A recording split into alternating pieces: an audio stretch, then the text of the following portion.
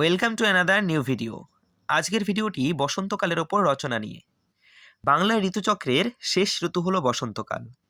ফাল্গুন ও চৈত্র এই ২ মাস নিয়ে বসন্তকাল। শীতের আমেজ কাটিয়ে প্রকৃতি এই সময় সেজে ওঠে নবরূপে। গাছে গাছে দেখা যায় নতুন সবুজ কচি পাতা, রং বেরঙের ফুল ফলের বাহার এবং আবহাওয়া থাকে মনোরম। এই সব বৈশিষ্ট্য ও সৌন্দর্যে এই ঋতু অন্য সব ঋতুর চেয়ে শ্রেষ্ঠ। তাই একে বলা হয় ঋতুরাজ বসন্ত। বিশ্বকবি রবীন্দ্রনাথও তার গানের মধ্যে দিয়ে এই ঋতুর সৌন্দর্য প্রকাশ করেছেন। আজি বসন্ত জাগ্রত দ্বারে, তব অবগুণ্ঠিত কুণ্ঠিত জীবনে করুণা বিড়ম্বিত তারে। এই সময়ের সবচেয়ে বিশেষ আকর্ষণ কোকিলের মিষ্টি মধুর কণ্ঠে কুহু কুহু ডাক শোনা।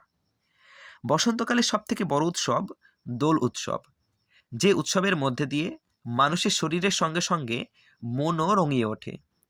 গ্রামের মুকুলের গন্ধে মেতে ওঠে সকলের মন। শিমুল, পলাশ, কৃষ্ণচূড়া প্রভৃতি ফুল পরিবেশকে সৌন্দর্যতা দান করে। এই সময় একদিকে থাকে শীতের হালকা আমেজ, অন্যদিকে বসন্তের দক্ষিণা বাতাস মনে এনে দেয় স্নিগ্ধতার ছোঁয়া। পুরনো বছরের ক্লেশ গানি মুছে ফেলে মানুষ এই সময় নতুন বছরকে আহ্বান জানায়। প্রকৃতপক্ষে বসন্তকাল হলো আরামের ঋতু, আনন্দের ঋতু। এই বলে রচনাটি এখানে শেষ।